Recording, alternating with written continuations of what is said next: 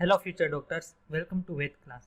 વેદ class શું છે? જે વિદ્યાર્થી મિત્રોને વેદ ક્લાસની માહિતી ન હોય એની માટે કહી દે કે વેદ ક્લાસ છે 200થી વધુ સ્કૂલોને સર્વિસ પ્રોવાઈડ કરી રહ્યું છે, જ્યારે 10,000થી વધારે વિદ્યાર્થીઓ પણ વેદ ક્લાસની જે એપ્લિકેશન છે એને યુઝ કરી રહ્યા છે. આ વેદ ક્લાસ તમારા માટે ઓનલાઈન ક્રેશ કોર્સ લોન્ચ કરી દીધો છે. જેમાં શું મળે છે તમને? તો કે જે વિદ્યાર્થીઓ આ વેદ ક્લાસના ક્રેશ કોર્સની અંદર જોઈન્ટ થયા છે તેમને દરરોજના 3 કલાકનું લાઈવ લેક્ચર છે તે મળે છે, એટલે કે લાઈવ ઇન્ટરેક્શન સ્ટુડન્ટ અને ટીચર્સનું છે તે થતું હોય છે. લેક્ચરના અંતે તે જ દિવસે જે સિલેબસમાં ચાલી ગયું છે તેની ડીપીપી ટેસ્ટ લેવાય છે, અને અંતે અઠવાડિયામાં એક વખત રવિવારે જે આપણે નીટનો જે ટાઈમ છે તે ટાઈમે 720 માર્કની ટેસ્ટ પણનું આયોજન કરેલું છે. અને થિયરીની અને પ્રેક્ટિસની ટેસ્ટ, એટલે માનો કે તમે કોઈ પણ જાતનું થિયરી યુઝ કરી છે, થિયરી ભણ્યા છો, તેનું પ્રેક્ટિસ તમારે જો કરવી હોય તો એનો સેક્શન પણ એપ્લિકેશનની અંદર અવેલેબલ છે. તમે ટેસ્ટની અંદર કેટલા માર્ક લાવ્યા છો તેની માહિતી, તેનો ડિટેલ રિપોર્ટ પણ તમને એપ્લિકેશનની અંદર આપેલો છે. તમે આ ક્રેશ કોર્સ જોઈન કરો છો, તમને કઈ કઈ માહિતી, કઈ કઈ વસ્તુ પ્રોવાઈડ કરવામાં આવે, કયું કયું મટીરિયલ તમને પ્રોવાઈડ કરવામાં આવે છે? તો કે લાઈવ લેક્ચરનું રેકોર્ડિંગ છે એ તમને મળે છે. લાઈવ લેક્ચરની નોટ, જે આપણે ક્લાસની અંદર ડિસ્કશન થયું હોય એની નોટ પણ પ્રોવાઈડ કરવામાં આવે છે. અને ડીપીપી અને જે ટેસ્ટ લેવામાં આવે છે તેની સોલ્યુશન સાથેની પીડીએફ પણ તમને મળે છે. તો આ ક્રેશ કોર્સની અંદર જોડવા માટે તમારે શું કરવાનું થશે? તો કે તમે પ્લે સ્ટોરની અંદર જાઓ અને એમાં વેદ ક્લાસ સર્ચ કરો, તો તમને બાજુમાં જે આઇકોન તમને બતાય છે મોબાઈલની અંદર, તેવું તમને એપ્લિકેશન છે તે જોવા મળશે. તેને ઇન્સ્ટોલ કરો, અને કોઈ પણ જાતની ઇન્ક્વાયરી તમારે આ ક્રેશ કોર્સને લગતી હોય તો તમને આ 2 નંબર છે તમને સ્ક્રીનશોટ પર દર્શાવેલા છે, તેની ઉપર તમે ઇન્ક્વાયરી કરી શકો છો. Thank you. ચાલો આપણે આજે 9મું ચેપ્ટર પૂરું કરવાનું છે. એકદમ ધીરેથી ભણશું. જે બાયોટેકનોલોજી ભણી ગયા છે, ચેપ્ટર નંબર 2 કે જેમાં વનસ્પતિની બધી રચનાઓ આવે છે, એનું કે બહુ આમાં ઉપયોગી નથી, પરંતુ મેન્ડલના જે પ્રયોગોમાં જે આપણે ઇમેસ્ક્યુલેશન બેગિંગ એ આપણે ભણી ગયા છે, જેનાથી આપણે પારંપરિક સંવર્ધન કરતા હતા. યાદ આવે છે આવું બધું? તો એ જેને ખબર હશે, એ મગજની અંદર કન્સેપ્ટ ક્લિયર હશે, એના અંદર આ ચેપ્ટર છે આખું ક્લિયર થઈ જશે. તો ચેપ્ટરની અંદર છે ભણવાનું શું છે? તો કે આપણે ખબર છે કે આપણી વસ્તી છે એ વધતી જાય છે. તો વસ્તી જેમ જેમ વધે છે એમ ખોરાકનું ઉત્પાદન વધારવું પડે. તો ખોરાકનું ઉત્પાદન કરવા માટે, ખોરાકનું ઉત્પાદન વધારવા માટે કઈ કઈ પદ્ધતિઓ છે એ ઉપયોગમાં લેવાય છે, એ આપણે આજે ભણવાનું છે. તો ખોરાકની અંદર આપણે શું જોઈએ? તો કે આપણે વનસ્પતિ ખાઈએ છીએ. વનસ્પતિ દ્વારા જે અનાજ ઉત્પન્ન થાય છે એ આપણે ખાઈએ છીએ. પશુપાલન દ્વારા જે દૂધ ઉત્પન્ન થાય છે, દૂધની બનાવટો છે એ આપણે ખાઈએ છીએ. અમુક માંસાહારી સજીવો છે માંસાહારી માણસો, એ માંસાહાર કરતા હોય છે. તો એ લોકો માંસ ખાય છે, તો કે એની ઉત્પાદન કઈ રીતે વધારવું, એ થોડું ઘણું વસ્તુ આમાં આપી છે, તો એ આપણે અત્યારે ભણવાનું છે. તો આપણે આજનો લેક્ચર હવે સ્ટાર્ટ કરીએ. તો કે વિશ્વની વધતી જતી, અત્યારે તમારે ખાસ બુક પેન સાથે રાખજો, અને આપણે એનસીઆરટી છે સાથે રાખજો. એટલે આમાં છે ને અમુક એવા ટોપિક આવે છે એમાંથી ડાયરેક્ટ ક્વેશ્ચન પૂછાય જ છે. ફિક્સ જ છે કે આ ટોપિકમાંથી એક ક્વેશ્ચન હોય જ, એવી રીતનું છે. કેમ કે નાના ધોરણની અંદર તમે પર્યાવરણ આવતું, ખબર? પર્યાવરણ 4થા ધોરણ સુધી પર્યાવરણ આવતું, 5મા ધોરણથી વિજ્ઞાન સબ્જેક્ટ છે એ એડ થતો હતો. તો પર્યાવરણની જેમ સામાન્ય માહિતી આપી હોય ને એમ જ આખા ચેપ્ટરની અંદર સામાન્ય માહિતી, બહુ થોડુંક એવું સમજવાનું છે આની અંદર, એટલે યાદ રાખવાનું થોડુંક વધારે છે. તો એ પ્રમાણે બધા ધ્યાન રાખજો. વિશ્વની વધતી જતી જનસંખ્યાની સાથે ખાદ્ય ઉત્પાદનની વૃદ્ધિ પણ એક અગત્યની આવશ્યકતા છે. જેમ જેમ જનસંખ્યા વધે તેમ તેમ એને આપણે ખોરાક માટે એનું ખાદ્ય ઉત્પાદન વધારવું જરૂરી છે. જૈવિક સિદ્ધાંતોની મદદથી પશુપાલન અને વનસ્પતિ સંવર્ધન દ્વારા ખાદ્ય ઉત્પાદન વધારવામાં કરાતા પ્રયાસોમાં તેઓની ભૂમિકા અગત્યની છે. જૈવિક સિદ્ધાંતો એટલે શું? તો કે આપણે આ સંવર્ધન કરાવે છે એ બધા, એની અંદર જે સિદ્ધાંતો ઉપયોગમાં લેવાય છે એ બધા કોણ હોય? તો કે જૈવિક સિદ્ધાંતો હોય. ખબર પડી બધાને? હા સર. ભવિષ્યમાં નવી તકનીકો જેવી કે ભ્રૂણ તબદીલ તકનીક, એટલે કે એમ્બ્રિયો ટ્રાન્સફર ટેકનિક જે છે તે, અને પેશી સંવર્ધન. પેશી સંવર્ધન એટલે શું? તો કે પેશી સંવર્ધનનો ડિટેલની અંદર તમને આમાં લાસ્ટ ટોપિક છે પેશી સંવર્ધનનો આપ્યો છે, ત્યારે આપણે ડિટેલની અંદર પેશી સંવર્ધન ભણશું. તો આ પદ્ધતિઓ ખોરાકના ઉત્પાદનમાં વધારામાં આધારક ભૂમિકા ભજવશે. એટલે કે ભવિષ્યની અંદર છે જે નવી ટેકનોલોજી આવશે એ કઈ હશે? તો એમ્બ્રિયો ટ્રાન્સફર ટેકનિક છે એ. એનાથી શું થાય? તો કે એનાથી આપણે જે નસલના જે પ્રાણીઓ છે એને વધારે તમારે સારા બનાવો હોય તો એ કોનો ઉપયોગ થાય? તો કે એમ્બ્રિયો ટ્રાન્સફર ટેકનિક જે છે એ. અને બીજું કોણ છે? તો કે પેશી સંવર્ધન છે. એનાથી શું થાય? તો કે વનસ્પતિની અંદરથી તમારે કોઈ ભાગ છે એમાંથી આખી વનસ્પતિ તમારો ઉત્પન્ન કરે, એટલે કે ટીસ્યુ કલ્ચર જેને કહેવાય છે, એ આપણે ભણવાનું છે. તો પહેલો ટોપિક છે પશુપાલન, એટલે કે એનિમલ હસબેન્ડરી. એની અંદર શું આવે છે? તો કે પશુપાલન એ સંવર્ધન અને પશુધન વધારવાની કૃષિ પદ્ધતિ છે. તમને પૂછવામાં કે પશુપાલન છે શું? તો કે પશુપાલન એટલે કે પશુઓનું વધારવું. કઈ રીતે વધારવું? તો કે એની અંદર તમે સંવર્ધન કરાવીને વધારો, એને શું કહેવાય? પશુપાલન તરીકે ઓળખવામાં આવે. જેમ કે તે ખેડૂતો માટે એક આવશ્યક કૌશલ અને એક કળા છે. હવે આપણને બધાને ખબર છે અત્યારે મોટા ભાગે જે છે પશુપાલન કોણ કરે? તો કે ખેડૂતો કરે છે. તો પશુપાલન છે શું? તો કે પશુપાલન એક કૌશલ્ય છે, એટલે કે એક પ્રકારની કળા છે. એ તમે હોય મને કોઈ ભેંસ ચરાવવા આપી દે તો હું ન ચરાવી શકું, કેમ કે મારી પાસે એવી કળા નથી. ખેડૂત છે એ ચરાવી શકે. શું કામ? તો કે એની પાસે કળા છે. તેટલું જ વિજ્ઞાન, તેટલું જ એટલે કે કળા છે, પણ સાથે સાથે બીજું શું છે? તો કે એની પાસે એની પાછળ એટલી કળા પણ રહેલી છે, એની પાસે એટલું વિજ્ઞાન પણ રહેલું. શું કામ વિજ્ઞાન રહેલું છે? તો કે એમનું પ્રજનન છે કોની સાથે કરાવો, એના આધારે તમારી જે આગામી પશુપાલનની પેઢી છે કેવી બનશે એ બધું વિચારવું પડે. એના આધારે એ પ્રજનન એની વચ્ચે કરાવે, એટલે કે પશુપાલનનું સંવર્ધન કરાવે. એ વિજ્ઞાન ઉપર આધારિત છે. પશુપાલનનો સંબંધ એટલે કે આપણને ખબર છે, આપણે તો એમ જ સમજીએ કે પશુપાલન આવે એટલે શું સમજવાનું? તો કે ગાય, ભેંસ, ઘેટા, બકરા સમજ. પરંતુ બીજા કયા કયા પ્રાણીઓ આવે એ યાદ રાખજો. પશુપાલન સંબંધ છે ભેંસ, ગાય, ભૂંડ, ઘોડા, ઢોર, ઘેટા, ઊંટ, બકરી વગેરે જેવા પશુધનના પ્રજનન અને તેમના ઉછેર સાથે સંકળાયેલ છે. આ યાદ રાખજો. કયા કયા પ્રાણીઓનો સમાવેશ છે પશુપાલન અંદર થાય છે, યાદ રાખજો. વિસ્તૃત રૂપે જો તમે વિચારવા જાઓ તેમાં મરઘા ઉછેર છે એનો પણ સમાવેશ થાય છે.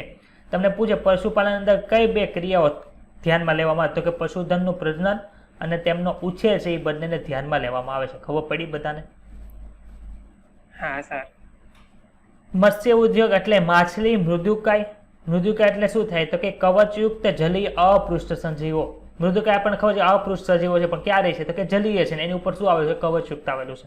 સ્તર કવચીઓ તો આપણે કહેશો તારે ક્વેશ્ચન આવી ગયો તો સ્તર કવચ આપણે એક એક્ઝામમાં પૂછ્યો તો યાદ આવે છે?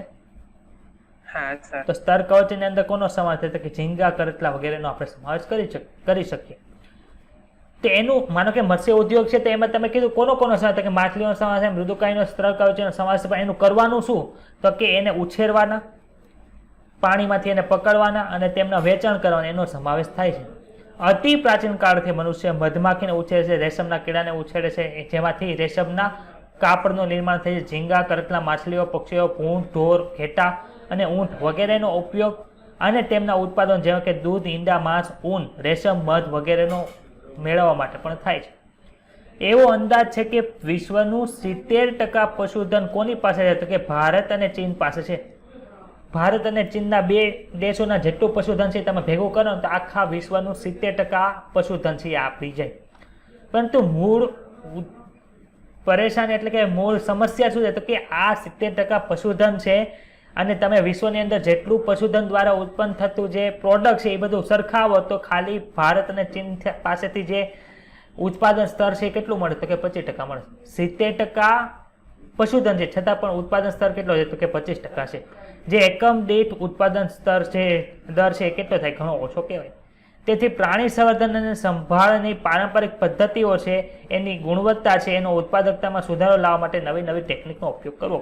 તો આમાં કોઈને ઉપરથી નીચે સુધીમાં કોઈને કઈ ડાઉટ હોય તો બોલો. હા સર. ના સર.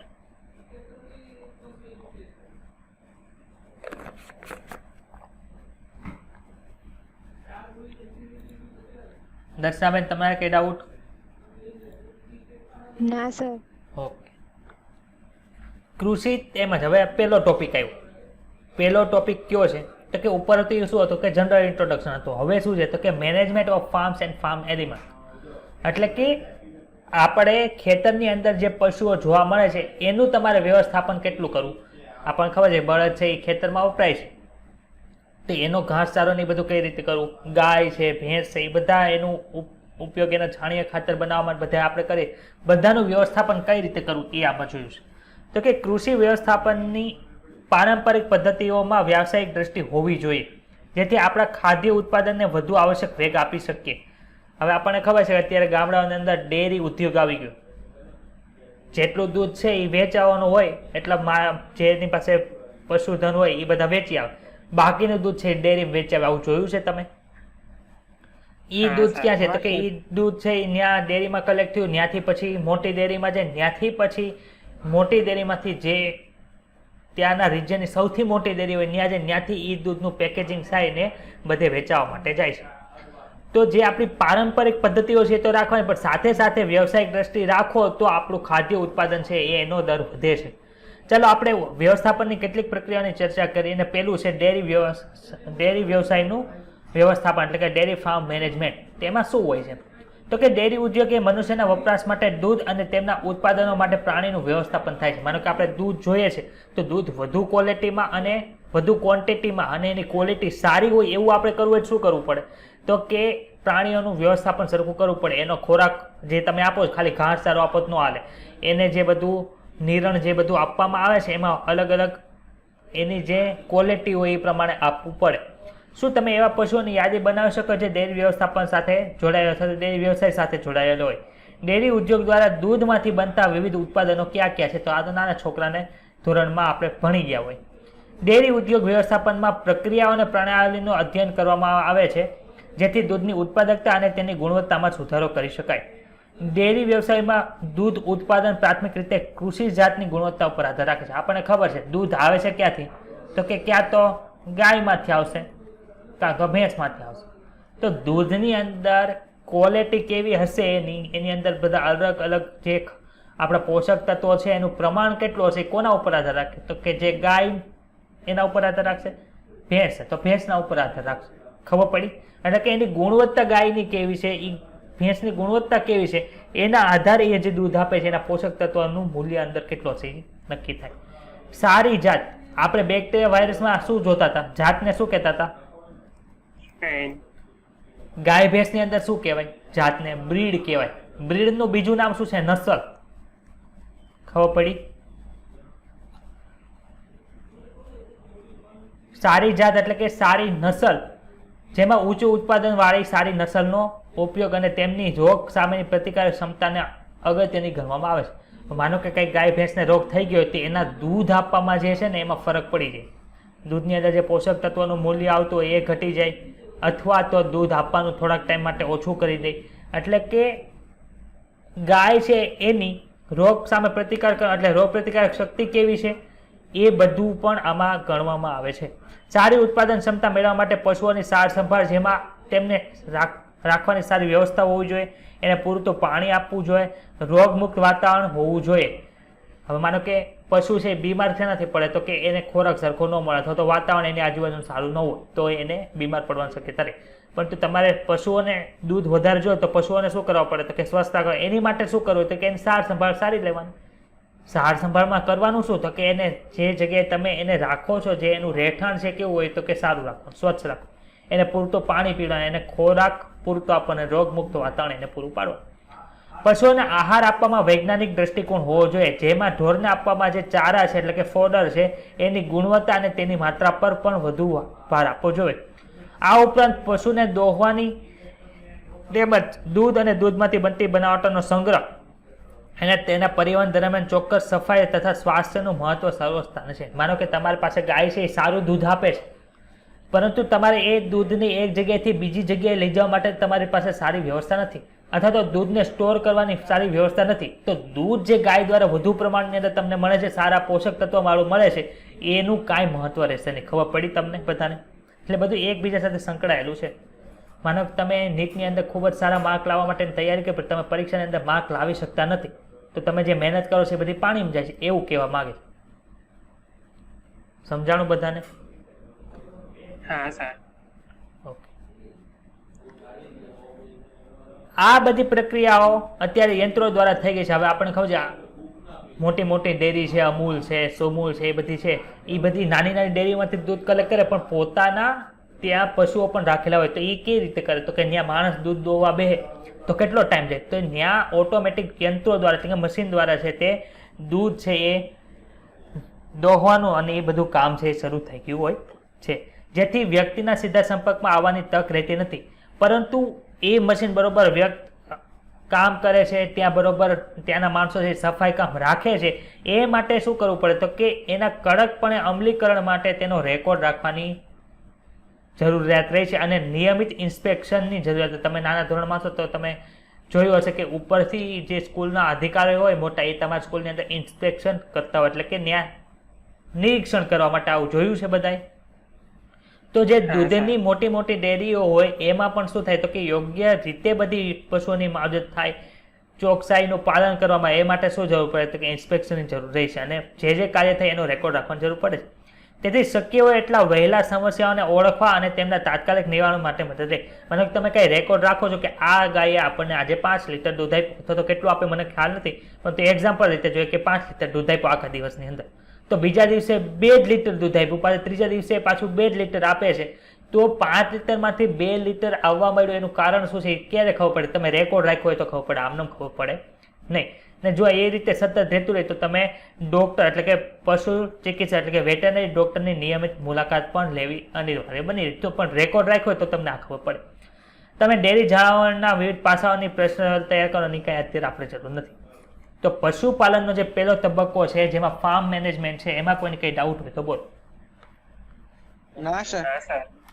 આમાં એક લાઈન વાંચવાની છે અને એક લાઈન વાંચશું એટલે એમાં કન્સેપ્ટ હશે એ તો ડાયરેક્ટ તમને સમજાઈ જશે, સમજાવીશ એટલે, પણ યાદ રાખવાનું આવે તો તમારે યાદ રાખવું પડે. બીજું છે મરઘા ઉછેર વ્યવસ્થામાં એટલે કે પોલ્ટ્રી ફાર્મ મેનેજમેન્ટ. તમે ઘણી વખત એક જગ્યાએથી બીજી જગ્યાએ જાઓ તો રોડ ઉપર તમને પોલ્ટ્રી ફાર્મ જેવો શબ્દ જોવા મળે કે અહીંયા પોલ્ટ્રી ફાર્મ આવેલું છે. તો પોલ્ટ્રી ફાર્મ એટલે છે શું એ જોઈએ આપણે. તો કે મરઘા ઉછેર એ ખોરાક કે તેમના ઈંડા માટે ઉપયોગમાં લેવાતા પાલતુ પક્ષીઓનો વર્ગ છે. પાલતુ પક્ષીઓ શું કે ફોલ કહેવાય. તે લાક્ષણિકતા મરઘા અને બતક સાથે સાથે બીજા કયા પક્ષીઓને ધ્યાનમાં લીધું કે ટર્કી અને હંસને પણ સમાવેશ કરે છે. કેમાં તો કે પોલ્ટ્રીનો. મોટા ભાગે પોલ્ટ્રીનો ઉપયોગ માત્ર આ પક્ષીઓના માંસ મેળવવા સંબંધિત કરવામાં આવે છે. પોલ્ટ્રી ફાર્મ તમે જુઓ તો એ શું હશે તો કે ત્યાં જે પક્ષીઓનું સંવર્ધન કરવા એ બિચારાને મારી નાખશે અને ખાઈ જશે. પરંતુ વધુ સામાન્ય અર્થમાં તે અન્ય પક્ષીઓના માંસને પણ સંદર્ભિત કરે છે. આપણે એવું પૂછવાનું છે પોલ્ટ્રી ફાર્મની અંદર કયા કયા પશુઓ અને પક્ષીઓને ધ્યાનમાં લેવામાં, તો ઉપર જે 4 પક્ષીઓના નામ આપ્યા છે યાદ રાખો. ડેરી ઉદ્યોગમાં અહીંયા ડેરી ઉદ્યોગ નહીં આવે, અહીંયા શું આવશે? પોલ્ટ્રી ફાર્મ શબ્દ રાખવાનો, કેમ કે ડેરી ફાર્મ તો આપણે ઉપર ભણી ગયા, ડેરી ફાર્મ તો આપણે ઉપર ભણી ગયા ને, તો અહીં શું આવશે? પોલ્ટ્રી ફાર્મ એટલે કે મરઘા ઉછેર કેન્દ્રની અંદર રોગમુક્ત અને યોગ્ય નસલની પસંદગી, યોગ્ય અને સલામત ફાર્મની પરિસ્થિતિ, યોગ્ય ખોરાક અને પાણી તેમજ સ્વચ્છતા અને શ્વાસ, આ બધા મરઘા ઉછેરમાં વ્યવસ્થાના અગત્યના પાસા છે. તો જે આપણે ડેરી ઉદ્યોગમાં જે પાસા જોઈએ તો એ જ પાસા અહીંયા છે. તમે ટેલિવિઝનમાં એટલે કે સમાચારમાં સમાચારપત્રમાં બર્ડ ફ્લૂ વાયરસ વિશે સાંભળ્યું હશે અને જોયું હશે, જેના કારણે દેશભરમાં ભય સર્જાયો હતો અને ઈંડા અને ચિકનના વપરાશમાં પ્રભાવી અસર પણ થઈ. એટલે થયું શું? અત્યારે કેમ કોરોના વાયરસ છે, માણસથી માણસ ફેરાય છે, તો એમાં થતું હતું કેવું તો કે બર્ડ ફ્લૂ વાયરસ છે એ આ બધા પોલ્ટ્રી ફાર્મની અંદર જે આ પશુઓનો પક્ષીઓનો ઉછેર કરતા એમાં ચેપ લાગી જાય. હવે એ જો બર્ડ ફ્લૂ વાળું જે માંસ છે કોઈ માણસ ખાય તેને ડાયરેક્ટ ચેપ લાગે. એટલે શું થયું હતું કે ત્યારે બર્ડ ફ્લૂ વાયરસનો એટલો બધો ફેલાવો થઈ ગયો હતો એટલે ઘણા બધા પક્ષીઓને ડાયરેક્ટ દાટી દેવામાં આવ્યા હતા. બહુ પહેલાના સમયની વાત છે, લગભગ 10-12 વર્ષ પહેલાની વાત છે. હમણાં થોડાક સમય પહેલાં તે અમુક પક્ષીઓને અંદર છે બર્ડ ફ્લૂ વાયરસ જોવા મળ્યો હતો થોડાક સમય, અરે લગભગ 1-1.5 વર્ષ પહેલાં. તો આમાં કોઈને કંઈ ડાઉટ હોય તો બોલો. મરઘા ઉછેર વ્યવસ્થાપન અથવા તો પોલ્ટ્રી ફાર્મમાં કોઈને કંઈ ડાઉટ હોય તો બોલો. છે ડાઉટ? ના સર. ના સર. હવે ભણવાનું છે એનિમલ બ્રીડિંગ. આપણે ક્યાંના સંવર્ધન કરીએ છીએ, એટલે સંવર્ધન એટલે શું તો કે પશુઓ વચ્ચે તમારે પ્રજનન કરાવીને એની જે સંતતિ છે એની અંદર તમારે જે ગુણધર્મ જોવે છે, જે લક્ષણો જોવે છે એ મળે છે કે નહીં, એ વચ્ચે એ મેળવવા માટે અલગ અલગ પ્રજનનની જે મેથડ છે આપણે ભણવાની છે. અહીંયા શું આપ્યું છે આકૃતિ તો કે દૂધાળા પશુઓ અને મરઘીમાં જાત સુધારણા. એ છે એ શું છે તો કે એ છે એ ગાય છે. કઈ ગાય છે ભાઈ તો કે જર્સી ગાય છે. તમે જર્સી ગાય સાંભળ્યું છે નામ? જે વધારે દૂધ આપે. અને બીજું છે એ શું છે તો કે લેગ હોર્ન. લેગ હોર્ન શું છે તો કે મરઘીની એક જાત છે જે વધુ ઈંડા આપતી હશે એવું હશે. એટલે તમને એમ પૂછે લેગ હોર્ન નીચેનામાંથી કોનું જાત સુધારણાનું ઉદાહરણ છે તો એમાં લખ્યું હોય ગાય, ભેંસ, મરઘી, ખબર નહીં તો શું આવે? મરઘી આવી શકે. અને જર્સી છે શેમાં? તો જર્સી ગાય તો આપણે ઘણી બધી વખત નામ સાંભળ્યું એટલે યાદ આવી. ચાલો, પ્રાણી સંવર્ધનની અંદર છે શું? તો કે પ્રાણી સંવર્ધનની અંદર મુખ્ય બે વસ્તુ આપણે ભણવાની છે. એક તો છે અંતર સંવર્ધન છે ને એક છે બહિર સંવર્ધન. જો પેલા લખ્યું છે અંતર સંવર્ધન અને બીજું છે બહિર. બહિર સંવર્ધનના પાછા 3 પ્રકાર છે. ક્યાં ક્યાં છે? તો કે બહિર સંવર્ધનના 3 પ્રકાર છે. એક તો પેલું છે બહિર સંકરણ, પર સંવર્ધન અને ત્રીજું છે આંતરજાતીય સંકરણ. સર બધાની વચ્ચે શું ડિફરન્સ છે એ ભણીએ. ચાલો, તો પેલા બે નામ યાદ રાખવાના. ક્યાં ક્યાં? અંતર સંવર્ધન અને બીજું છે બહિર સંવર્ધન. અંતર સંવર્ધનનું ઇંગ્લિશ નામ શું છે? તો કે ઇન બ્રીડિંગ. અને બહિર સંવર્ધનનું ઇંગ્લિશ નામ શું છે? તો કે આઉટ બ્રીડિંગ. અંત એટલે ઇન, અંદર એટલે ઇન બ્રીડિંગ કહેવાય. બહાર એટલે આઉટ, આઉટ બ્રીડિંગ. ક્લિયર થઈ ગયું? ઇંગ્લિશ નામ યાદ રાખવા કોઈને કઈ તકલીફ સર્જાય છે? ના સર. તો ચાલો બધું ડિટેલની અંદર હવે ભણીએ. તો કે પ્રાણી સંવર્ધન પશુપાલનનું એક અગત્યનું પાસું છે. પ્રાણી સંવર્ધનનો હેતુ ઉત્પાદનમાં વધારો કરવાનો અને એના ઉત્પાદનની ઉત્કૃષ્ટ ગુણવત્તા એટલે કે સારી ક્વોલિટી મેળવવાનો છે. તો કયા લક્ષણો મેળવવા માટે આપણે પ્રાણી સંવર્ધન કરવું જોઈએ? માનો કે ગાય છે તો ગાયનું તમે સંવર્ધન કરાવવું હોય તો તમે કયા કયા લક્ષણો લ્યો એ વિચાર. તો કે ગાય છે તો ગાય જો જન્મ લેશે તો એની દૂધની ક્વોલિટી સારી હોવી જોઈએ. એટલે કે વધારે પ્રમાણમાં દૂધ આપવું જોઈએ અને દૂધની અંદર પોષક તત્વોનું મૂલ્ય છે એ વધારે હોવું જોઈએ. એવી તમે ગાય પસંદ કરશો. માનો કે ત્યાં છે ગાયની જગ્યાએ વાછડાનો જન્મ થાય તો ત્યાં શું જોઈએ આપણે? તો કે જો વાછડો છે એ પછી ભવિષ્યની અંદર બળદ બનવાનો હોય, બળદ બનાવવાનો હોય તો શું કરવાનું? તો કે એવો આખલો પસંદ કરવો પડે કે જેના સિમેન્ટની અંદર વધારે તાકાત હોય. એટલે ગાય અને ભેંસને ગાય અને આખલાને એવી રીતે પસંદ કરવા પડે કે જે તમારે લક્ષણો જોવા છે એ ગાય અને આખલાની અંદર હોય. સર આખલો અને બળદની અંદર શું છે? એટલે કે બધે વચ્ચેનો શું ડિફરન્સ છે? કોઈને ખબર છે? તો કે આખલો નર હોય. હા, તો બળદ નર જ હોય, પણ હોય શું કે આખલો જે છે એની અંદર જે શુક્રપિંડ આવેલા હોય એ કટ કરી નાખવામાં આવે એટલે એ શેમાં ટ્રાન્સફર થાય? તો કે બળદની અંદર ટ્રાન્સફર થઈ. હવે આપણને ખબર છે ટેસ્ટોસ્ટેરોન ઉત્પન્ન કોણ કરે? તો કે શુક્રપિંડ કરે. હવે શુક્રપિંડની અંદરથી તમે શુક્રપિંડ કટ જ કરી નાખો એટલે શું થાય કે ટેસ્ટોસ્ટેરોનનું પ્રમાણ છે એ ઘટી જાય. એટલે જે બળદ છે ને એ આખલા જેટલા હિંસક હોય નહીં. આપણે બળદને બાંધતા કોઈ દિવસ નહીં જોયા હોય. જ્યારે આખલા એટલે કે ખૂટિયા છે રોડ ઉપર ઊભા હોય તોય તે બાંધતા હોય. જોયું છે આવું? એટલે જો તમે ખૂટિયાને ખેતરમાં કામ કરવા લઈ આવો તો એ ન કરી તમારી સામે ભડકે.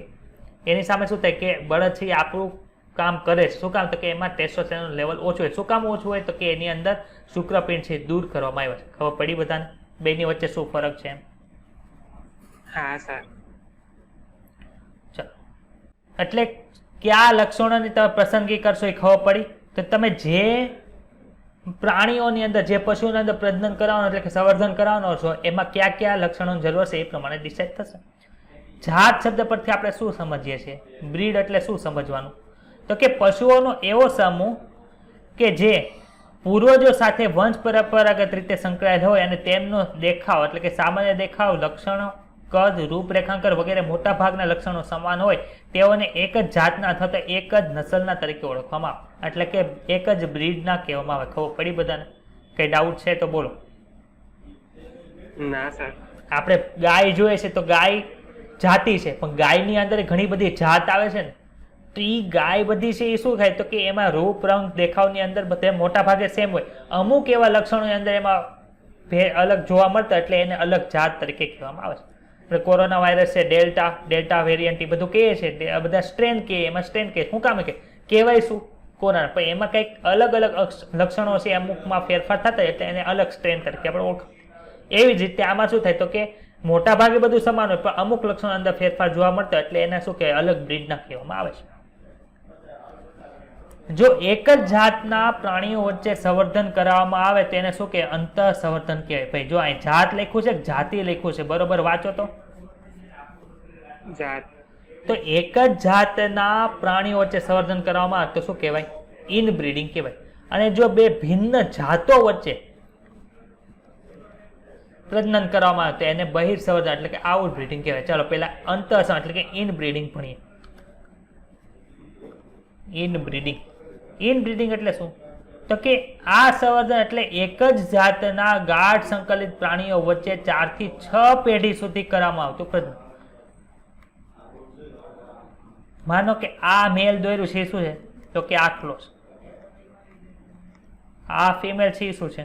તો કે તો આની વચ્ચે શું કર્યું? તો કે ગાય અને આખલા વચ્ચે તમે પ્રજનન કરાવે એને લીધે તમને ગાય મળી, એટલે કે વાછડીનો જન્મ થયો. એ પુખ્ત થાય એટલે શું બનાવશે?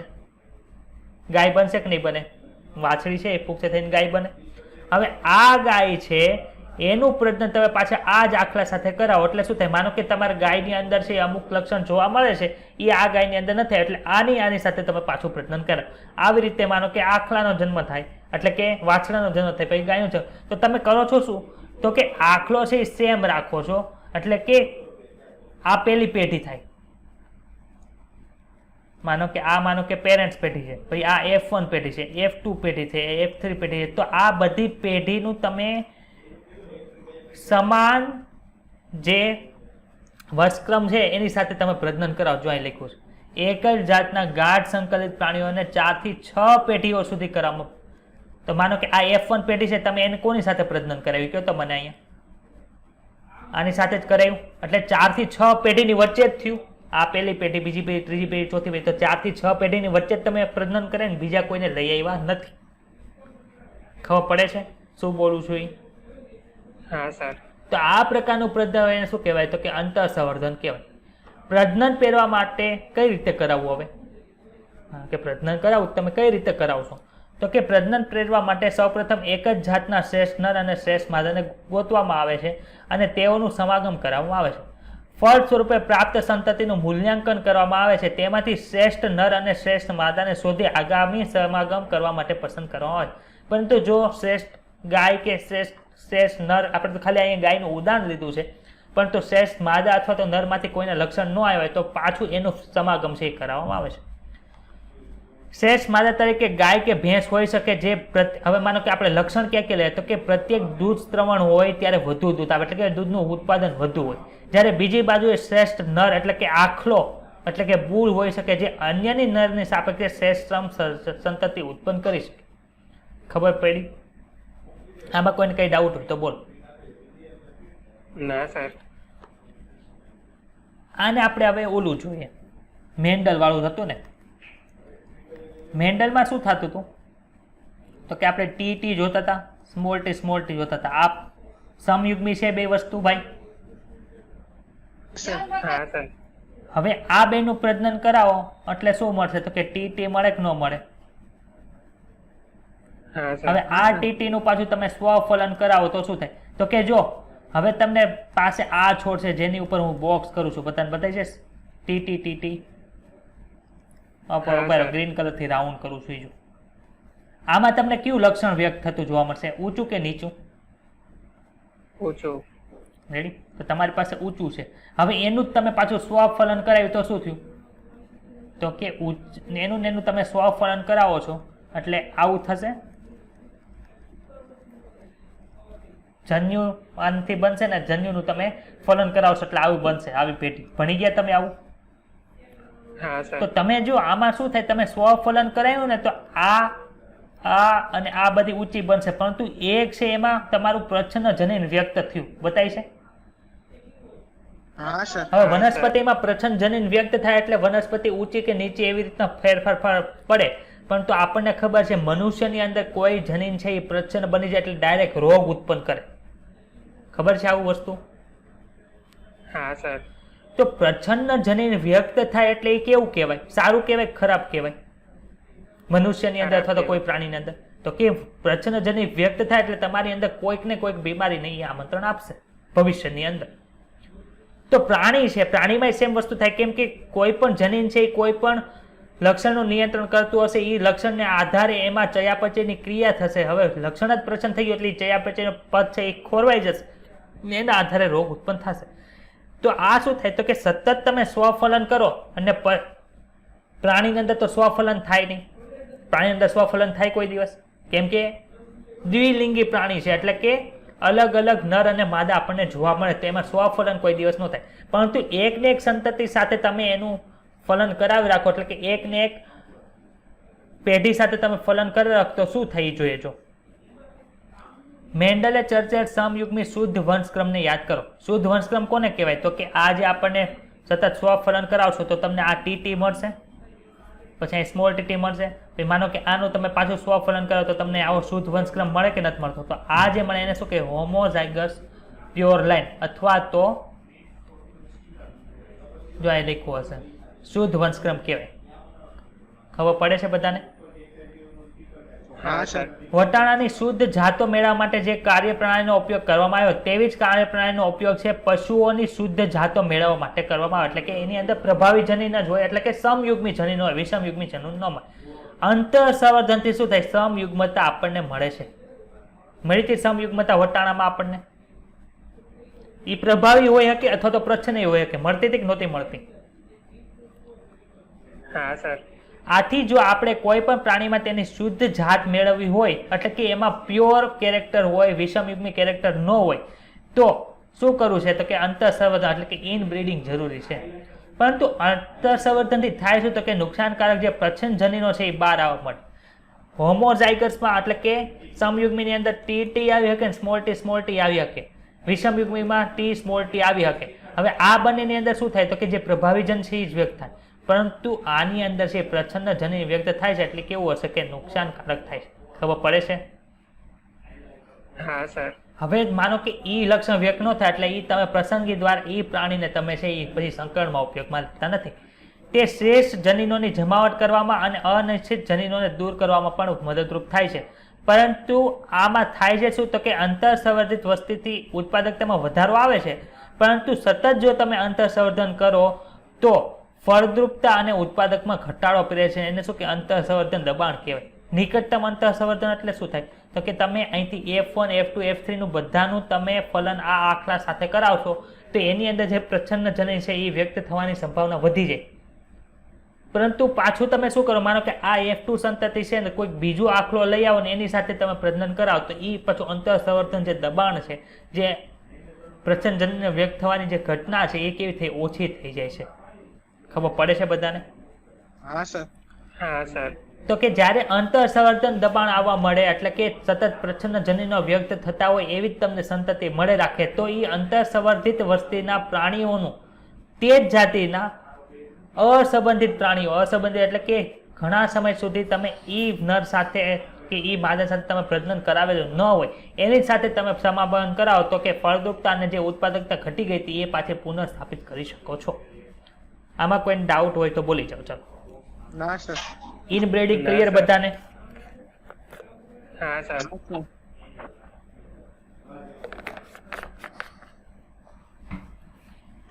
તો અંતઃસંવર્ધન એટલે શું? તો કે એક જ જાતના પ્રાણી સાથે તમારે સમાગમ કરાવવાનું, પ્લસ બીજો પોઈન્ટ શું છે? તો કે 4 થી 5 પેઢીની વચ્ચે તમારે એનું પ્રજનન કરાવવું પડે. બહિર્સંવર્ધનની અંદર કોનો સમાવેશ? તો કે બહિર્સંવર્ધનની અંદર 3 વસ્તુનો સમાવેશ થાય, 3 પ્રક્રિયાનો સમાવેશ થાય. પહેલી પ્રક્રિયા કઈ છે? તો કે બહિર્સંકરણ એટલે કે આઉટ ક્રોસિંગ. એમાં શું થાય? તો કે આપણે અંતઃસંવર્ધનની અંદર શું કરે? તો કે અંતઃસંવર્ધનની અંદર એક જ જાતના પ્રાણીઓ જે 4 થી 6 પેઢી સુધી સમાન હોય એની સાથે તમે પ્રજનન કરાવો. બહિર્સંકરણની અંદર શું કરવાનું? તો કે 4 થી 6 પેઢી સુધી પ્રાણીનું સમાગમ નહીં કરવાનું, પરંતુ જે આપણે અંતઃસંવર્ધન દબાણ દૂર કરવા માટે જે 4 થી 6 પેઢીમાંથી પિતૃમાં કોઈમાં સમાન ન હોય એની સાથે પ્રજનન કરાવતા એને શું કહેવાય? બહિર્સંકરણ તરીકે ઓળખવામાં આવે છે. બીજું છે પરસંવર્ધન એટલે કે ક્રોસ બ્રીડિંગ. તો ક્રોસ બ્રીડિંગ એટલે શું થાય? તો કે ગાય નામની જાતિ છે એની અંદર તમને ઘણી બધી જાતો જોવા મળે છે. તો એક જાતનું બીજી જાત સાથે તમે પ્રજનન કરાવો તો એને શું કહેવાય? તો કે પરસંવર્ધન કહેવાય. અને આંતરજાતીય સંકરણ એટલે શું થાય? તો કે આંતરજાતીય સંકરણ એટલે એક જાતિનું બીજી જાતિ સાથે પ્રજનન કરાવો એને શું કહેવાય? આંતરજાતીય સંકરણ. હમણાં જો ઉદાહરણ આવશે ને તમને ખબર પડી જશે. બહિર્સંવર્ધન એટલે શું? તો કે અસંબંધિત પ્રાણીઓ. ભાઈ અસંબંધિત પ્રાણીઓ એટલે શું? કે 4 થી 6 પેઢીઓ સુધી સમાન પૂર્વજ ન ધરાવતા હોય તેવા પ્રાણીઓ વચ્ચે તમે સમાગમ કરાવો તો એને આઉટ ક્રોસિંગ કહેવાય. આપેલી વસ્તુ. બીજી વસ્તુ શું છે? તો કે ભિન્ન જાત વચ્ચે કરો છો તો કે એને શું કહેવાય? ક્રોસ એટલે કે પરસંવર્ધન. અને ત્રીજું કયું છે? તો કે ભિન્ન જાતિઓ વચ્ચે કરો છો એને શું કહેવાય? ઇન્ટર સ્પેસિફિક હાઇબ્રિડાઇઝેશન અથવા તો આંતરજાતીય સંવર્ધન. ચાલો ડિટેલમાં ભણી જ ગયા છો, ખાલી રીડિંગ કરો. તો કે બહિર્સંકરણનું એક્ઝામ્પલ શું? તો કે તે એક જ જાતના એવા પ્રાણીઓ વચ્ચે કરાતો સમાગમ કે જેમાં વંશાવલી અનુસાર 4 થી 6 પેઢી સુધી બંને પ્રાણીઓના કોઈ સામાન્ય પૂર્વજ હોવો જોઈએ, એટલે કે 4 થી 6 પેઢી સુધી એમાં કોઈનું પ્રજનન ક્રોસ લિંક થવું જોઈએ નહીં. આ પ્રકારે ઉત્પન્ન થતી સંતતિ સીધી જ બહિર્સંકર જાત તરીકે ઓળખાય છે. અને આ પદ્ધતિમાં એવા પશુઓ માટે છે જેમાં દૂધ ઉત્પાદન ક્ષમતા ઓછી થઈ ગઈ હોય, એટલે કે સતત અંતર સંવર્ધન લીધે દૂધ ઉત્પાદન ક્ષમતા ઘટી ગઈ. શું કામ? તો કે પ્રચ્છન્નજનની હવે વ્યક્ત થવા મળ્યો એટલે.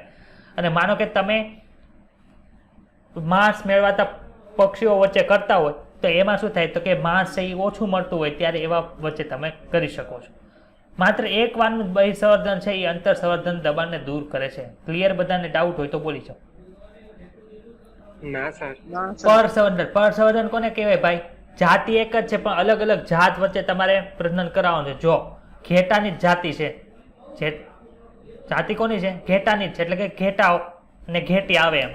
તેમાં શું કર્યું છે કે પંજાબમાં વિકસિત હિસારડેલ ઘેટા નવી જાત છે. કોનાથી બનાવ્યા હતા?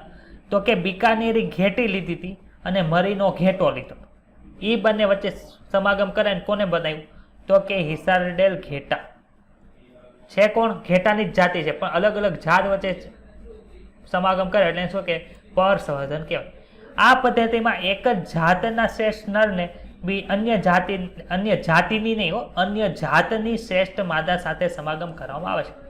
પરસંવર્ધન દ્વારા બે ભિન્ન જાતના ઇચ્છિત લક્ષણોનો સમન્વય સાધી શકાય છે. આ રીતે મળતી સંતતિ સીધી વ્યાવસાયિક ઉત્પાદનમાં ઉપયોગી છે. નવી સ્થાયી જાતોના વિકાસ માટે અંતઃસંકરણ અને પસંદગીના સ્વરૂપે ઉપયોગી છે, જેથી આ નવી સ્થાયી જાતો વર્તમાન જાતોથી શ્રેષ્ઠ હોઈ શકે. આમાં કોઈને કઈ ડાઉટ હોય તો બોલો. ના સર. ના સર. ચાલો ત્રીજું કોણ છે? આંતરજાતીય સંકરણ. તો આંતરજાતીય સંકરણ અંદર શું થાય છે? તો કે આ પદ્ધતિમાં બે સંબંધિત જાતિઓ, અલગ અલગ જાતિ છે પણ બંને કેવી છે? એકબીજા સાથે સંબંધિત હોય છે. ખબર પડી બધાને? હા હા સર. સર. કેટલાક કિસ્સાઓમાં સંતતિમાં બંને પિતૃઓના ઈચ્છિત લક્ષણો જોવા મળે છે. ઘણીવાર એવું થાય કે જે આપણે લક્ષણો જોવે છે એ લક્ષણો જોવા પણ ન મળે. ઘણીવાર એવું થઈ શકે ને ઘણીવાર એવું થાય કે જે લક્ષણો આપણે જોવે છે એ લક્ષણો આપણને મળી પણ જાય, એવું પણ થઈ શકે છે. એનું એક ઉદાહરણ છે ખચ્ચર. ખચ્ચર ક્યાં જોવા મળે ભાઈ? જે પર્વતીય વિસ્તાર હોય એમાં તમને ખચ્ચર જોવા મળે છે.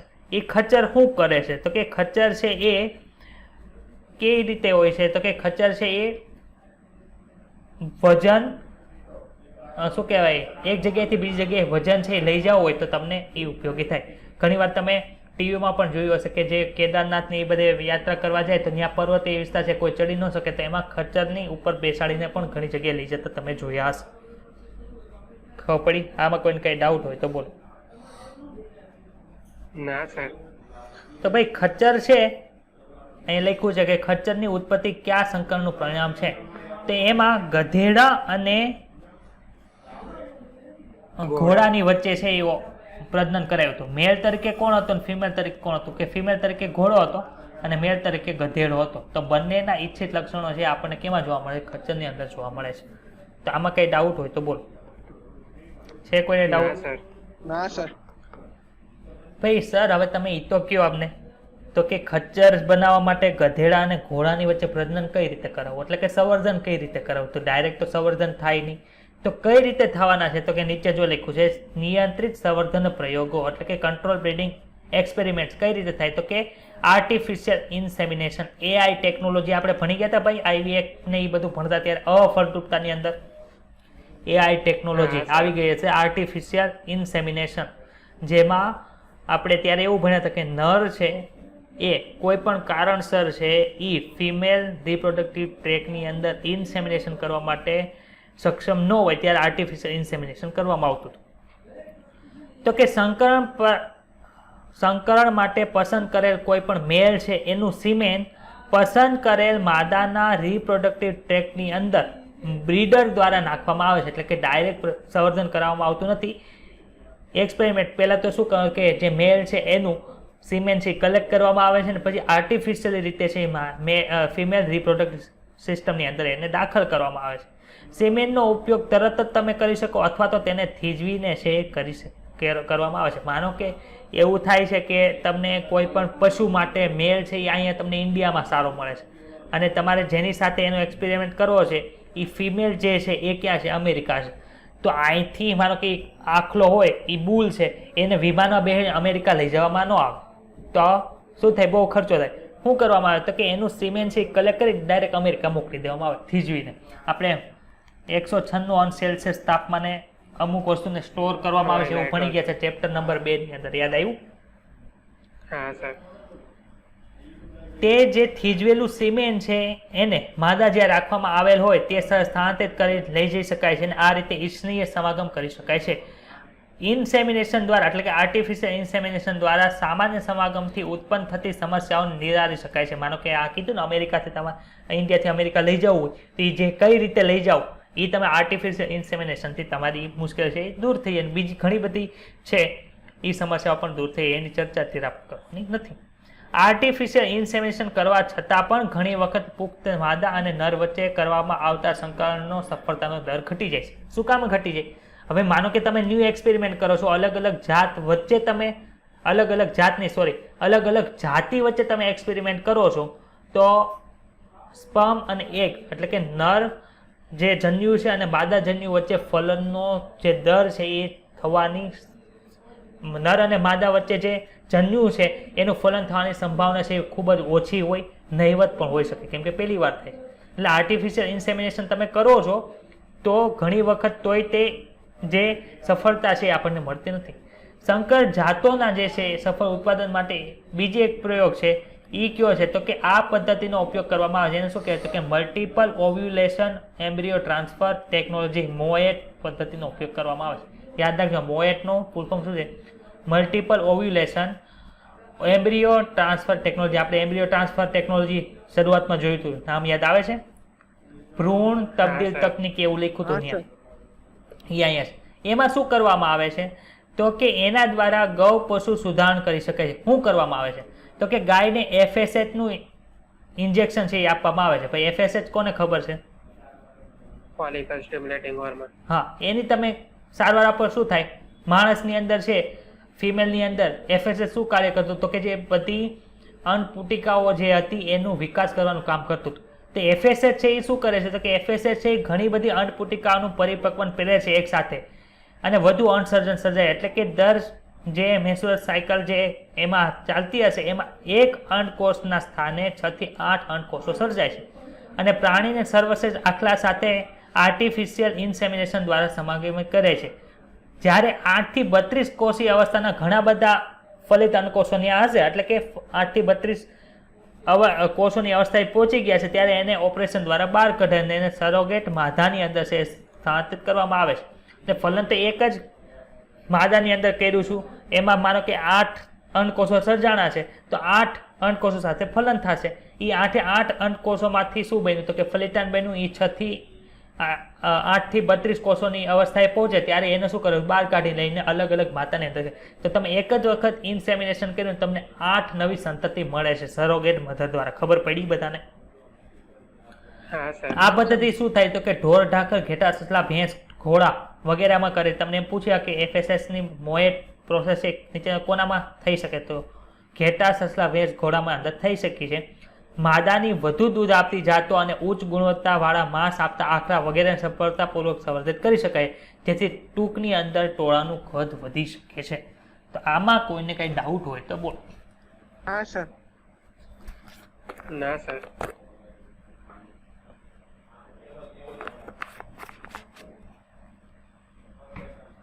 સર હા,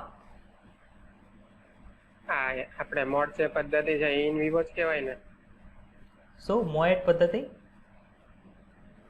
ઇન વિવો માં લઈ શકાય ને?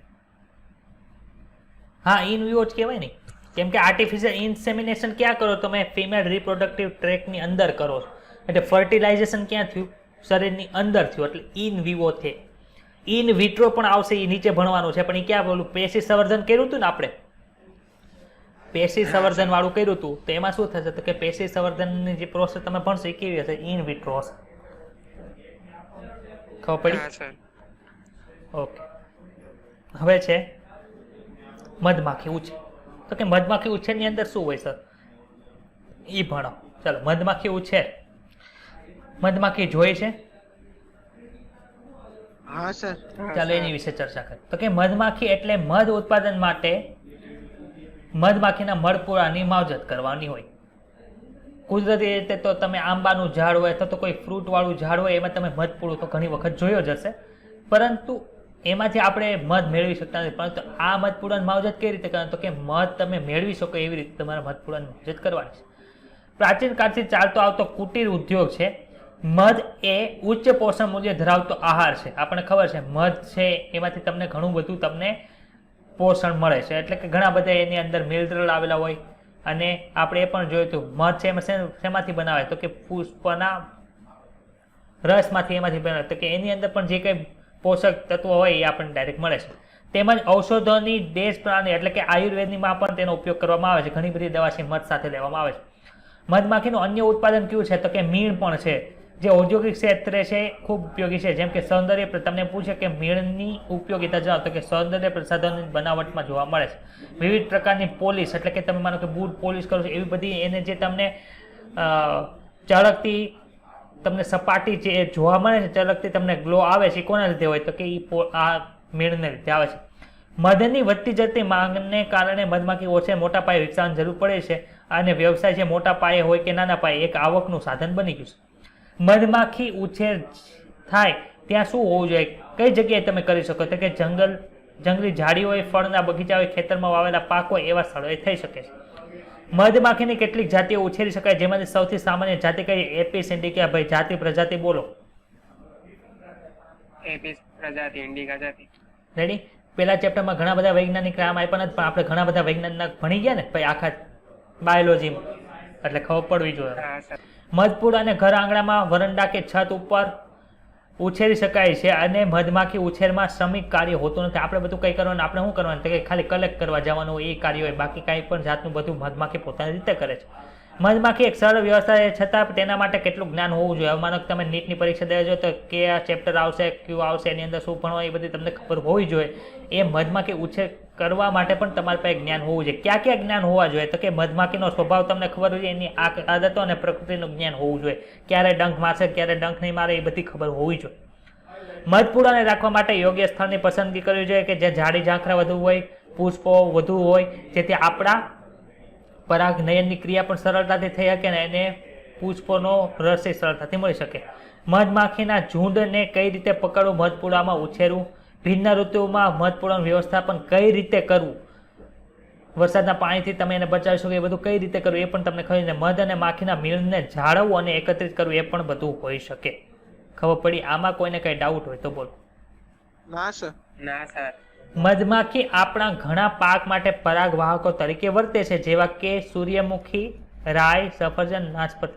તમને એમ પૂછી દે કે નાશપતિમાં નીચેનામાંથી પરાગનયન કોના દ્વારા થાય છે? મધમાખી, પવન, પાણી, આપેલ તમામ. ચાલો બોલો.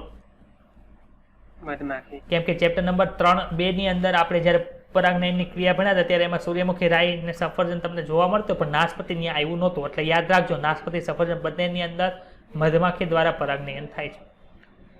પાક પર પુષ્પોદ્ભવ સમય દરમિયાન જો મધપૂડા અને ખેતરમાં રાખવામાં આવે તો પરાગનયનની ક્ષમતા વધી જાય છે અને આમ પાક અને મધ બંનેના ઉત્પાદનની અંદર લાભ થાય છે.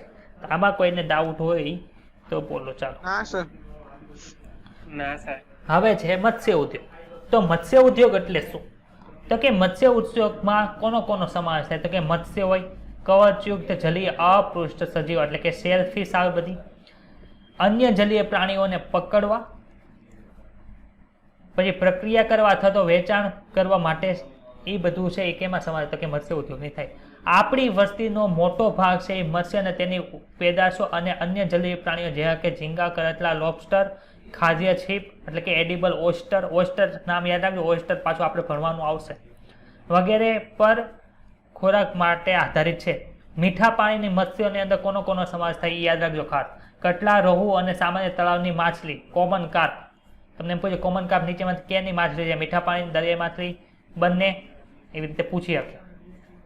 કે જ્યારે કેટલીક દરિયાઈ ખાદ્ય માછલીઓ જેવી કે હિલ્સા, સાર્ડિસ, મેક્રેલ, પોમ્ફ્રેટનો સમાવેશ થાય. કેની છે? ખારા પાણીની છે. પછીની લાઈન છે કંઈ કામની નથી. ભારતીય અર્થવ્યવસ્થામાં મત્સ્ય ઉદ્યોગનું અગત્યનું સ્થાન છે. દરિયા કિનારે રાજ્યોના લાખો માછીમારો અને ખેડૂતોને તે આવક અને રોજગાર પૂરો પાડે છે. ઘણા લોકો માટે તે માત્ર તેમની આજીવિકા છે. વધતી જતી માંગને પહોંચી વળવા માટે તેનું ઉત્પાદન વધારવા માટે મત્સ્ય ઉદ્યોગમાં વિવિધ તકનીકોનો ઉપયોગ કરવામાં આવે. ઉદાહરણ તરીકે જળ સંવર્ધન અને મત્સ્ય સંવર્ધન કે પિસાઇકલ્ચર અને એક્વાકલ્ચર, એ બંને યાદ રાખવાનું. તો કે સર જળ સંવર્ધન અને પિસાઇકલ્ચર એટલે કે એક્વાકલ્ચર અને પિસાઇકલ્ચરની અંદર કોનો સમાવેશ થાય? તો કે જળ સંવર્ધનની અંદર છે મત્સ્યની સાથે સાથે આપણે ઉપર બધા પ્રાણી જોયા ને એ બધા પ્રાણીના સંવર્ધનનો પણ સમાવેશ થાય. જ્યારે પિસાઇકલ્ચર છે એમાં ખાલી કોનો સમાવેશ થાય? તો કે મત્સ્યનો સંવર્ધનનો સમાવેશ થાય. બેનને વચ્ચેના ભેદ ખબર પડ્યા ભાઈ? હા સર. હા સર. મીઠા જળ અને દરિયા જે બંનેમાં જલજ વનસ્પતિ અને પ્રાણીઓનું ઉત્પાદન વધારી શકાય છે. મત્સ્ય સંવર્ધન અને જળ સંવર્ધનનો ભેદ શોધી કાઢો ભાઈ. ખબર છે તમને બધાને? હા સર ખબર છે, હમણાં તો કીધું તમે. જેને કારણે મત્સ્ય ઉદ્યોગ વિકાસ પામ્યો છે અને ફાલ્યો છે, એટલે કે વિકસિત થયો છે, જેનાથી સામાન્ય રીતે દેશને સવિશેષ ખેડૂતોને સારી આવક થાય છે. હવે નીલ ક્રાંતિ વિશેની વાતો કરવા લાગી, હરિયાળી ક્રાંતિ વિશે તેમ આપણે ભણી ગયા. ક્લિયર બધાને? આમાં કોઈને કંઈ ડાઉટ હોય તો બોલો. તો આપણે ભણ્યાશું તો કે પહેલો ટોપિક જે હતો એ પૂરો થયો, જેની અંદર પ્રાણીઓ વિશે બધું આપણને ભણવામાં આવ્યું હતું. અંતર સંવર્ધન, પશુપાલન વિશે જે બધું હતું, મરઘા ઉછેર કેન્દ્ર, પ્રાણી સંવર્ધન ને મધમાખી ઉછેર, મત્સ્ય સંવર્ધન વાળું, મત્સ્ય ઉદ્યોગ વાળું. તો એમાં કોઈને કંઈ ડાઉટ હોય તો બોલી જાઓ. ચાલો ના સર. ચાલો બીજું છે પ્લાન્ટ બ્રીડિંગ. પ્લાન્ટ બ્રીડિંગ એટલે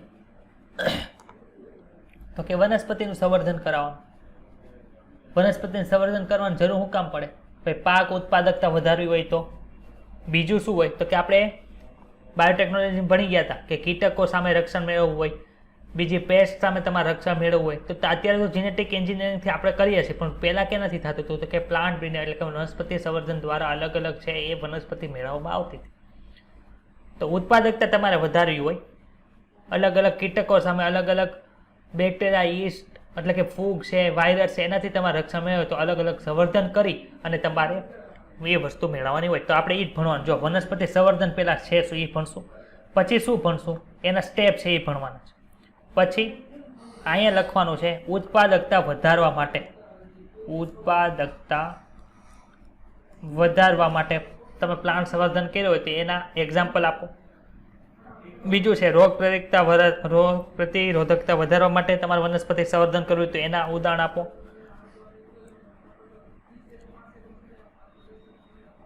ત્રીજું છે કીટકો સામે પ્રતિરોધકતા તમારે વધારવી છે તો તમે કઈ રીતે કરવું એના ઉદાહરણ આપો. પછી છે તમારા પાકની અંદર જે પોષક તત્વો છે, પોષક દ્રવ્યો છે, એનું મૂલ્ય વધારવા માટેના વનસ્પતિ સંવર્ધનના ઉદાહરણ આપો. એટલી વસ્તુ છે. કેટલી વસ્તુ ભણ્યા? તો કે 4 વસ્તુ. કઈ કઈ? તો કે અંદર જે પોષક તત્વો છે એનું મૂલ્ય વધારવું છે, રોગ પ્રતિકારક શક્તિ વધારવી છે, કીટકો સામે પ્રતિરોધકતા વધારવી છે અને ઉત્પાદકતા વધારવી છે. તો એના જે પ્લાન્ટ છે એનું કરો. આ ઉત્પાદકતા તમે બધી વસ્તુ કયો છે એ બધું કરવું કઈ રીતે એ પહેલાં સમજાવો, પછી આપણે ડિટેલની અંદર ભણીએ. પારંપરિક ખેતી દ્વારા મનુષ્ય અને પ્રાણી માટે સીમિત માત્રામાં જૈવભાર ઉત્પન્ન થાય છે. આપણને ખબર જ છે બધા માટે કે તમે સામાન્ય રીતે વટાણા ઉગાડ્યા હોય તો આપણને ખબર અંદાજો જોઈએ કે એક વટાણાના છોડમાંથી આપણને કેટલા કિલો વટાણા મળશે. એવી રીતે કપાસ હોય તો એક છોડમાંથી તમને કેટલો કપાસ મળશે તમારે અંદાજિત હોય. કેવું હોય છે? તો કે સીમિત માત્રામાં હોય. જૈવભાર એટલે ખબર છે બધાને? ચેપ્ટર 9 સ્ટાન્ડર્ડ 11 ખબર છે ને? જૈવભાર. હા સર. સારા વ્યવસ્થાપન દ્વારા ભૂમિ કે નથી આપણે ચેપ્ટર નંબર 12 ની અંદર એવું ભણ્યા હતા કે હરિયાળી ક્રાંતિ આવી હતી. શું કામ? તો કે સારા વ્યવસ્થાપન તમે કર્યું હતું, ભૂમિનો ક્ષેત્ર વિસ્તાર વધાર્યો હતો, એનાથી ઉત્પાદન વધાર્યું હતું. પ્લસ બીજું શું કર્યું હતું? તો કે વધારે રાસાયણનો ઉપયોગ કર્યો હતો, એનાથી આપણે કેટલા ગણું ત્યારે એવું ભણ્યા હતા કે હરિયાળી ક્રાંતિ દ્વારા ખાલી જગ્યા ગણું છે ઉત્પાદન વધાર્યું હતું. યાદ કરો તો 3 ગણું. હા, 3 ગણું ઉત્પાદન વધાર્યું હતું. પરંતુ ફક્ત સીમિત માત્રાની અંદર, એટલે કે એક હદ સુધી તમે એનો ઉપયોગ કરીને તમે એનું ઉત્પાદન વધારી શકો છો. એક તકનીકના રૂપમાં વનસ્પતિ સંવર્ધને મોટા પાયે ઉત્પાદન વધારવામાં મદદ કરી છે. ભારતની કઈ એવી વ્યક્તિ છે જે હરિયાળી ક્રાંતિ વિશે સાંભળ્યું નથી? આપણે તો હમણાં જ 2-3 વખત સાંભળ્યું. જેના થકી આપણને પાક ઉત્પાદનની રાષ્ટ્રીય આવશ્યકતાઓ પ્રાપ્ત કરી શક્યા છે. તે ઉપરાંત આપણે એને નિકાસમાં અત્યારે આપણે ઉત્પાદન એટલું મળ્યું છે, સાથે સાથે આપણે એટલું ઉત્પાદન વધ્યું છે, આપણી જરૂરિયાત પૂરી થાય છે અને નિકાસ એક્સપોર્ટ પણ આપણે કરીએ છીએ. હરિયાળી ક્રાંતિ મોટા ભાગે વનસ્પતિ સંવર્ધનની તકનીકી ઉપર આધારિત ઘઉં, ચોખા, મકાઈ વગેરેના વધુ ઉત્પાદન અને રોગ પ્રતિકારક જાતોના વિકાસ પર આધારિત છે. વનસ્પતિ સંવર્ધન છે શું? તો કે પારંપરિક સંવર્ધન બધાને ખબર છે કે નથી ખબર? હા સર. બે પુષ્પન પાસે લાખવાના, હા, સર. એમાંથી પરાગ રજામાં જ આવી જોઈએ, એનું ફલન થાય, એ બધી પ્રયોગ છે એને શું કહેવાય? તો કે વનસ્પતિ સંવર્ધન તરીકે ઓળખવામાં આવે. હવે જો ક્યાં ક્યાં સ્ટેપ હોય આપણે અહીં પણ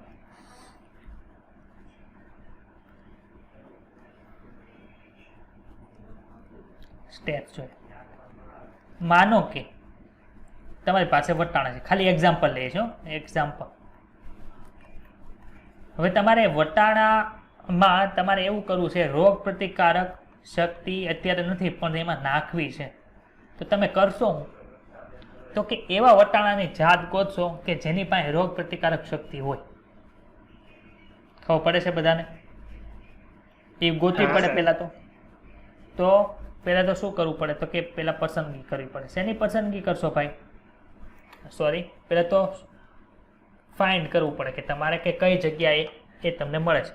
જનરલી તમને ખબર છે કે જંગલી જાતો હોય ને એની અંદર તમને બધા પ્રભાવી લક્ષણ જોવા મળે.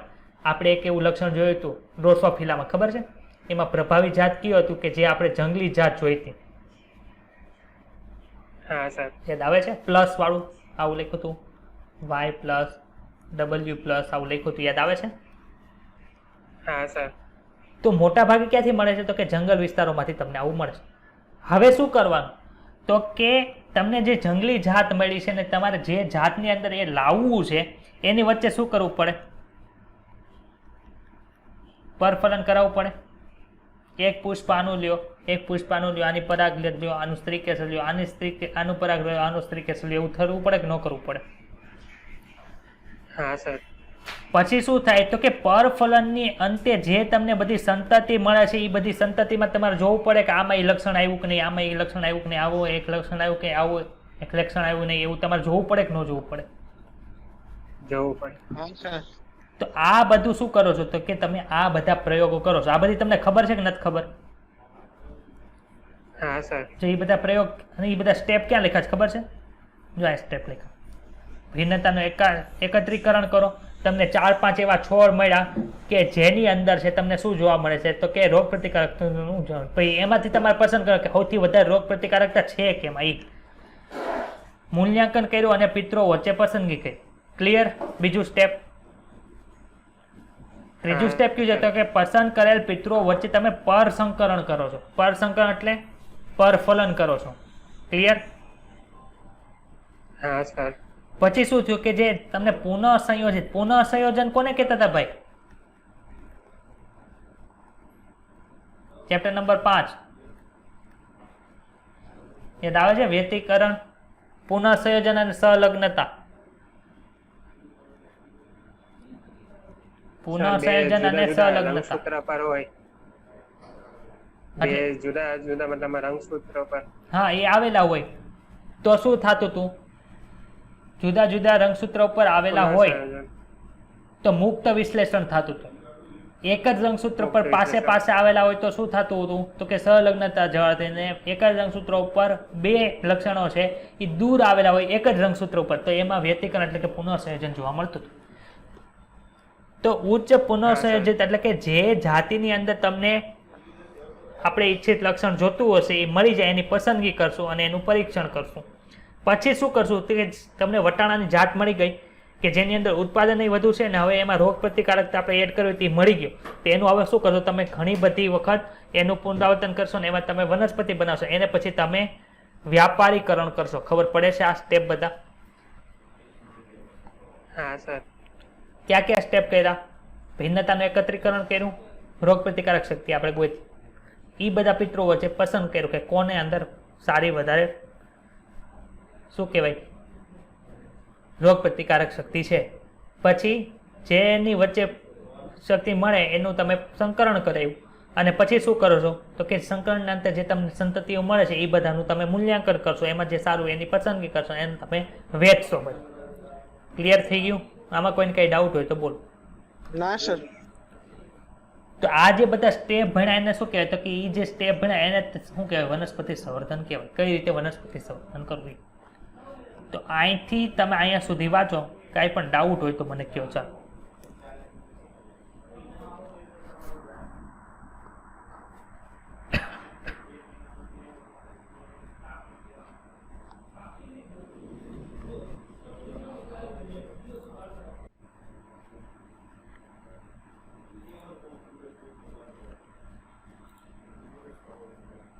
સર વંચાઈ ગયું. ક્લિયર બધાને એટલું? હા સર. હા સર. ઓકે.